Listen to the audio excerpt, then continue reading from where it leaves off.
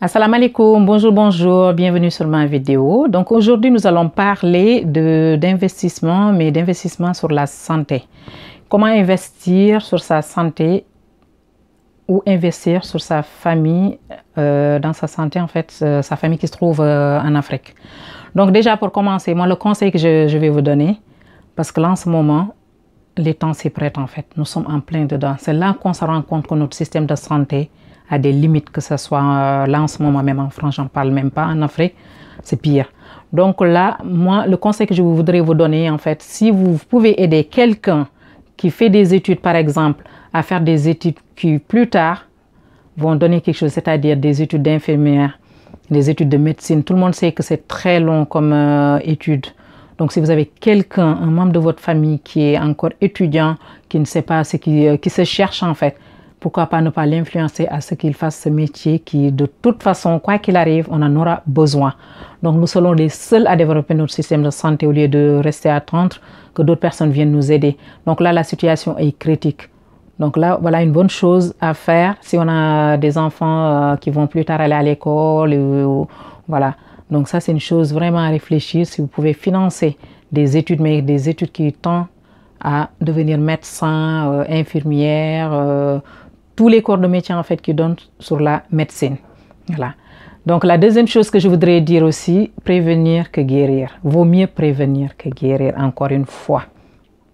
Donc, en faisant la prévention, c'est-à-dire, nous avons nos familles, vous avez vos femmes, nous avons nos parents, nos mamans, les enfants et tout ça. Donc, tous les ans, normalement, il faut envoyer de l'argent à la personne pour lui dire d'aller chez le médecin.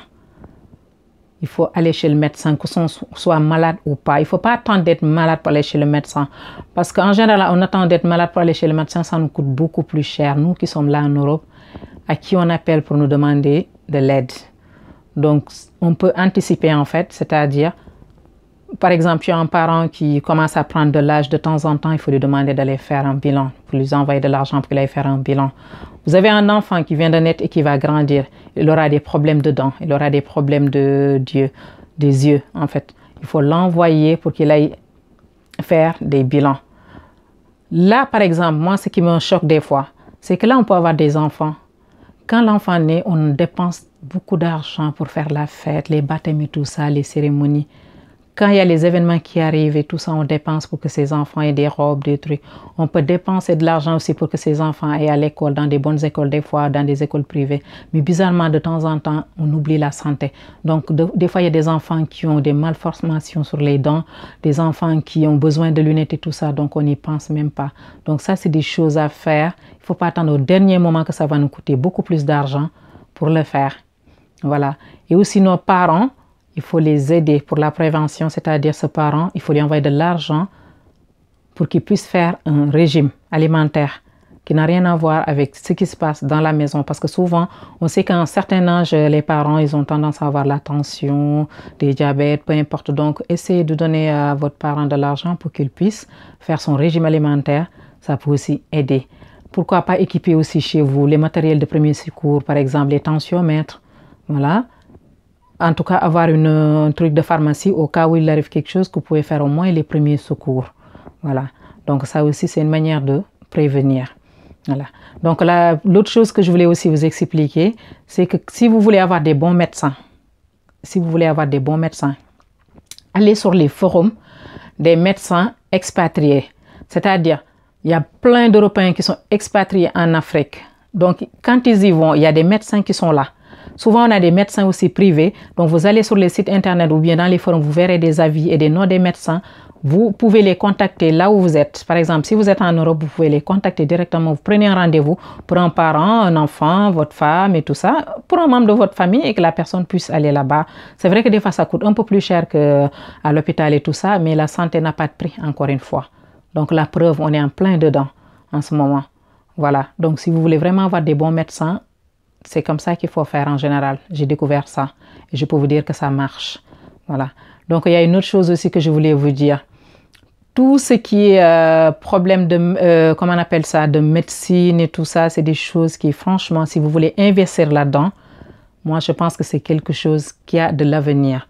Voilà, parce que tous les jours, il y aura des malades, tous les jours, il y aura des gens qui auront besoin de quelque chose. Par exemple, vous qui êtes investisseur, ou bien vous avez les moyens d'investir, vous ne savez pas où investir, pourquoi pas? Là, par exemple, on construit des immeubles pour le louer, on construit des appartements pour le louer, on construit des maisons pour les louer. Alors, on peut aussi construire des centres médicaux, comme ici en France, par exemple, il y a des centres médicaux. Et dans ces centres médicaux, par exemple, vous pouvez louer à des médecins, à des infirmiers, vous pouvez louer à des sages-femmes. Voilà, donc ça aussi, c'est une manière aussi d'investir sur la santé. Voilà, c'est tout ce que je voulais vous dire pour aujourd'hui. Merci à vous, prenez soin de vous et de votre famille. Assalamu alaikum sama gars yi, maa ngi leen di nuyu di leen gërëm di leen sant. Donc tey dama dellu si waat encore di leen wax parce que fi mu nekk nii l'heure est grave comme niñ ko gisee rek fi mu nekk nii ñu ngi ci plein coronavirus ak yooyu noonu donc système de santé bi ñu ngi doog a tiit ci suñu bopp. waaw mu mel ni ñun ñu nekk Europe ak ñu nekk Sénégal nag te ñun ñu nekk Europe sax entre guillemets ba léegi ni bu ñu yuuxoo dinañ ko ñu jël si. Sénégal aussi je l'espère mais lenn li ma bëgg rek conseiller leen mooy am na yenn quelques idées yoo nga xamante ne wax dëgg yàlla ñun war nañ ko mën a defaral suñu bopp war nañ ko commencer di ko xalaat moo gën bu mettee rek ñu ne wëllu waaw.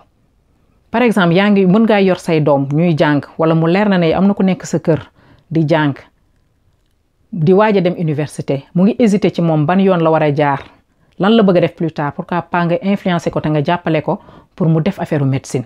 ku nekk xam na ni médecine dafa yàgg te dafa metti mais plus tard ça vaut le coup bu kooku jàngee tey jii ni ba nekk médecin toog ci dëkk bi di exercer c'est un plus bu jàngee ba nekk sage-femme mu jàng ba nekk infirmière yëpp du mës a chômer mais souvent dañuy dem di financer études yoo nga xamante ne day yokk chômage bi donc ndaxte tey jii boo financer yenn études yoo xam ne dalay leer ne on en a pas besoin nit ki day génn yor ay diplôme bu xoolal jàng li ñu naan jàng ba yey këyit nga génn xoolal du la amal benn njëriñ ngay compter say diplôme alors que am na yenn jàng yoo xam ne soo génnee quoi qu'il arrive boo génnee da ngay liggéey tu es opérationnel di nga jëriñ sa bopp jëriñ sa réew tu vois donc loolu mën na nekk loo xam ne mën nañ koo financer un membre de notre famille.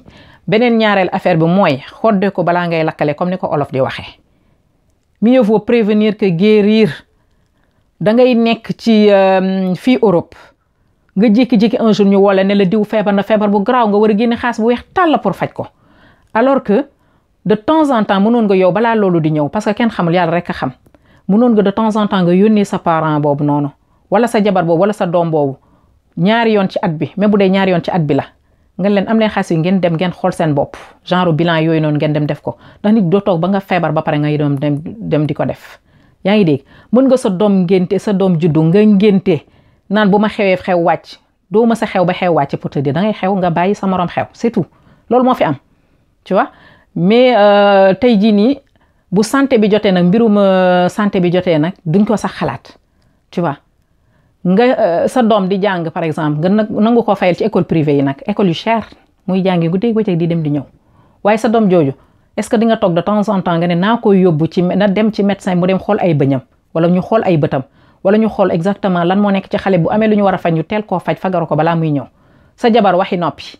tu vois say parents yi nekk fa way noppi mais bu ñu toogee ba au dernier moment bu yëfi demee ba taxaw nag nga doog taxaw na di woote wallu mu metti ci yow metti ci ñi nekk fii metti ci ñi nekk foofu noonu tu vois.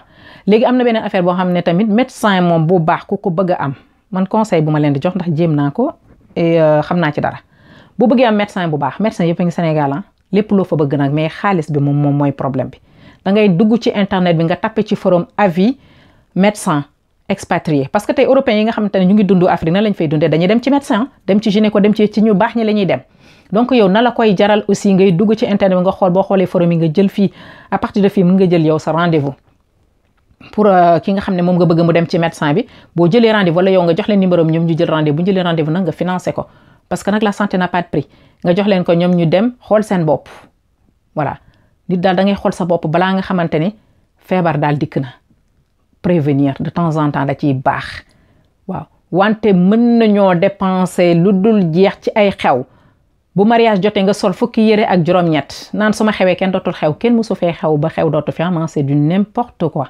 xew moom chaque jour day am pour sonal sa bopp ndax la preuve musoo xew ba ñu def journée fériée ne diw mooy xew donc te sa santé nit ñi fi ñu gën a lante mooy di prévenir économie santé waaw ñu ngi en plein dedans voilà léegi beneen affaire bi am tamit ku ci am moyen laa wax am na ñuy tabax di louer immeuble am na ñoo xam ne ay kër ku nekk ak fi nga bëgg a dugal sa xaalis mais am aussi benn idée bu ma leen doon jox nii la rek mun nga par exemple tey jii nii tabax lu mel ni